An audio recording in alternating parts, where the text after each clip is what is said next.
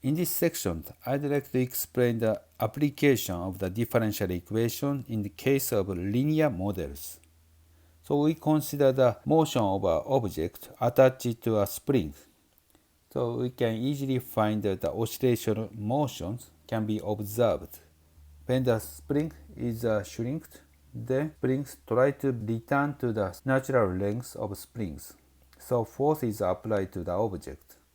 So when the x is a negative quantity, this is x coordinate. Positive force is applied to the object. If the x is a positive quantity, then negative force is applied to the object because the spring tries to return to the natural length. So negative force is applied to the object. So tension force is expressed by the Fuchs laws in 1678. So force by the spring is expressed F equal minus kx. The k is a positive quantity, we call the force constant. When the x is negative values, positive force is applied to the object. If the x is a positive quantities, negative force is applied to the object.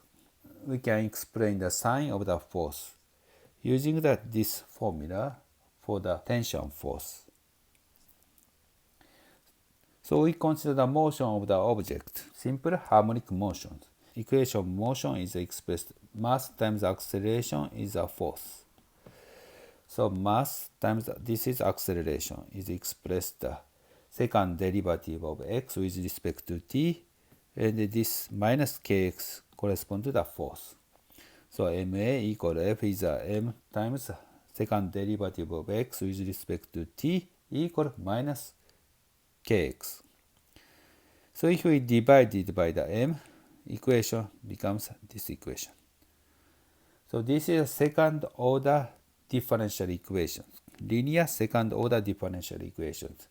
We have learned how to solve this linear second order differential equation. So we could solve the simple harmonic motions of an object by solving this differential equation. And the solution is described by the trigonometric function of sine and cosine functions. We consider the motion of an object attached to the springs under the gravities. We have to include the effect of gravities. So mass times acceleration, this is still we express the equation of motions. ma equal F. Mass times acceleration equal this is F. So in addition to the tension force by the springs minus kx, we have to include the gravitational force of the minus mg. So this is a linear differential equations.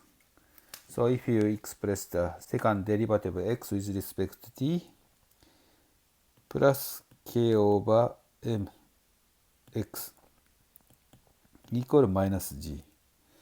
This is differential equation.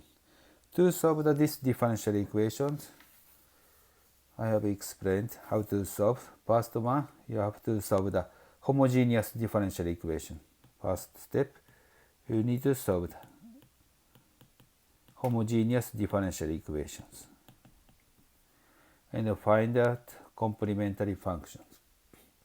And the second step, you need to find the particular solutions